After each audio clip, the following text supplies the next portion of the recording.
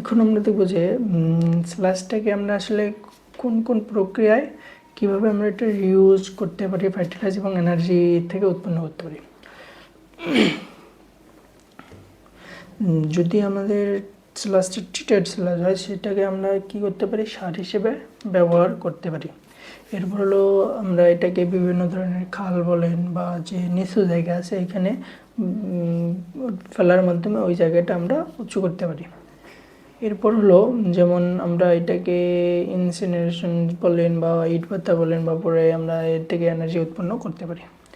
আসলে স্ল্যাশটা এটিপির জন্য আসলে আমরা যখন ভাবি যে আসলে এটা একটা খারাপ জিনিস, আসলে খারাপ না। এটাকে আমরা যদি প্রসেস বা প্রক্রিয়ার মাধ্যমে একটু চেষ্টা করি তাহলে আমরা এই স্ল্যাশকেও অনেক কাজে লাগাতে পারবো।